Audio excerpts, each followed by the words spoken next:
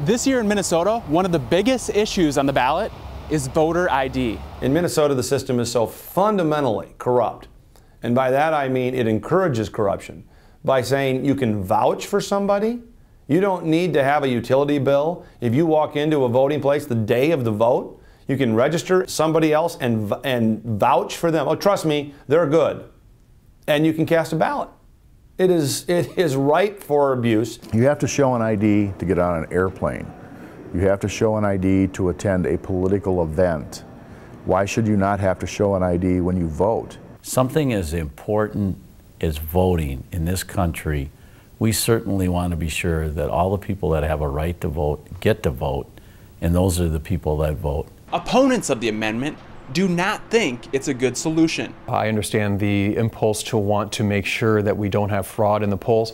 Ultimately, I come down on the side of those who suggest that it's not necessary to get the ID of every person who shows up there. It's not worth the cost to our constitutional, our state constitution. I think there's a much more efficient way to do it. I know there's some talk about maybe having computers there at the polling place and having maybe the SOS feed into it and the DMV feed into it, where there we can look up, are you able to vote? We could pull up their picture even and say, this is who you are, okay. And I think that'd be more cost efficient than trying to get everybody an ID. Some on both sides believe politics are involved. I do think that it's revealing that there is video of some party operatives in another state who have said, you know, if we do this, we put a check mark in the, you know, we're doing this, we're influencing the election. Frankly, one party I think stands to gain a lot if voter ID is not enacted, because it allows for voter fraud. They found a lot of cases in Minnesota last election cycle as a result of it.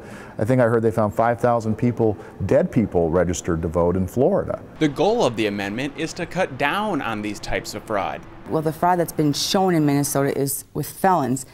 Having an ID isn't going to help because it doesn't list if you're able to vote or not if you're a felon on your driver's license. We know there's abuse out there. And if you don't think just a little cheating matters, consider Senator Franken, who was obviously behind by some 700 votes on election night, and through all of the recounts, through the canvassing panel, through the county recounts, through the courts, somehow at every turn, miraculously, he gained votes until he was up by about 300. And by the way, he goes in and casts what some people call the 60th vote for Obamacare. Many opponents of the amendment believe that it is discriminatory. My grandma, who has cancer, hasn't driven since 2008.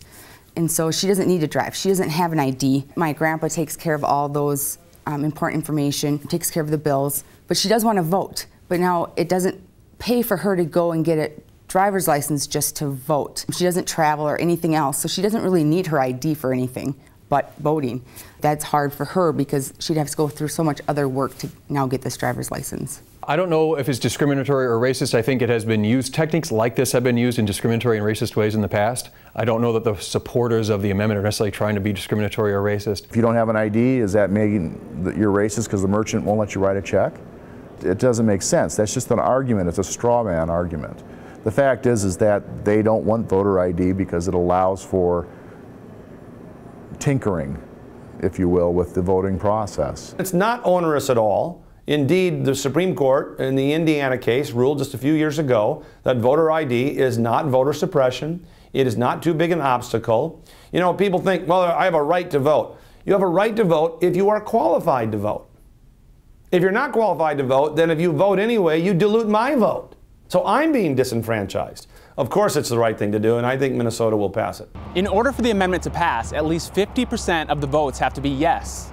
And one note, any voter that does not vote on this specific issue, their vote will automatically be counted as no. At the Minnesota State Capitol, John Foss, Hastings Community TV News.